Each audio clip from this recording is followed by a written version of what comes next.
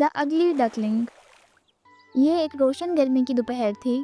بطخ نے انڈے دینے کے لیے تالاب کے قریب ایک درخت کے نیچے خوبصورت جگہ تلاش کی۔ اس نے 5 انڈے دیے۔ اچانک اسے محسوس ہوا کہ 5 میں سے ایک انڈا دوسروں سے مختلف ہے۔ وہ تھوڑی پریشان ہوئی لیکن صبر سے انتظار کرنے لگی۔ پھر ایک صبح ایک ایک کر کے سب انڈے ٹوٹنے لگے۔ بچے انڈوں سے نکل کر سر ہلا رہے تھے۔ سب انڈے زندہ تھے مگر ایک کے علاوہ۔ بطخ نے سوچا، واہ کتنے پیارے بچے ہیں، لیکن یہ 5واں، اسے کیا ہوا؟ بطخ سوچ رہی تھی کہ آخری انڈے کو ٹوٹنے میں اتنا وقت کیوں لگ رہا ہے، اور وہ انڈے پر بیٹھ گئی۔ آخر کار انڈا ٹوٹا مگر اس میں سے ایک بدصورت سرمئی رنگ کا بچہ نکلا۔ یہ بچہ باقی بہن بھائیوں سے بہت مختلف تھا۔ وہ بڑا اور بدصورت لگ رہا تھا۔ بطخ حیران اور تھوڑی سی اداس بھی ہوئی۔ وہ امید کرتی رہی کہ ایک دن یہ اپنے بہن بھائیوں کی طرح بن جائے گا، مگر دن گزرتے گئے۔ بچہ بدصورت ہی رہا۔ اس کے بہن بھائی اس کا مذاق اڑاتے اور اس کے ساتھ کھیلتے نہیں تھے۔ اس سے کہتے کہ تم بدصورت ہو، یہاں سے دور ہو جاؤ، ہم تمہارے ساتھ نہیں کھیلیں گے۔ بچہ اداس ہو کر تالاب کے پاس چلا گیا اور اپنی شکل کو پانی میں غور سے دیکھا اور سوچا کہ کوئی مجھے پسند نہیں کرتا، میں بہت بدصورت ہوں۔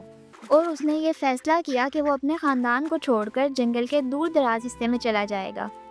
بچہ اکیلا جنگل میں بھٹکتا رہا۔ موسم سرد ہو گیا، برف ہر طرف تھی۔ وہ کھانے اور رہنے کی جگہ تلاش نہیں کر سکا۔ اسے ایک بطخ کے خاندان نے دیکھا اور ڈانٹ دیا کہ تم کون ہو، انتہائی بدصورت ہو۔ پھر وہ مرغیوں کے گھر گیا، جہاں مرغیوں نے اسے اپنی چونچ سے مارا۔ وہ بھاگ نکلا۔ راستے میں وہ کتے سے ملا مگر کتا بھی بھاگ گیا۔ بچے نے سوچا، میں اتنا بدصورت ہوں کہ کتا بھی مجھے نہیں دیکھنا چاہتا۔ دکھی ہو کر بچہ دوبارہ جنگل میں بھٹکنے لگا۔ ایک کسان نے اسے گھر لے جانے کی کوشش کی لیکن وہاں کی بلی نے اسے بہت تنگ کیا۔ بچہ کسان کا گھر بھی چھوڑ کر چلا گیا۔ کچھ وقت گزر گیا۔ جیسے ہی موسم خوشگوار ہوا، سب چیزیں ہری بھری ہو گئیں۔ بچہ چلتا گیا اور ایک ندی دیکھی۔ ندی کے قریب اسے ایک خوبصورت ہنس تیرتی ہوئی نظر آئی۔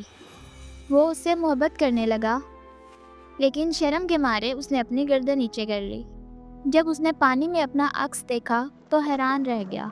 وہ بدصورت نہیں تھا بلکہ ایک خوبصورت سفید ہنس میں بدل چکا تھا۔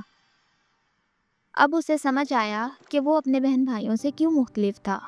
وہ راجہ ہنس تھا جبکہ باقی سب بطخ۔ آخر کار اس نے اس ہنس سے شادی کر لی اور ہمیشہ خوش رہنے لگا۔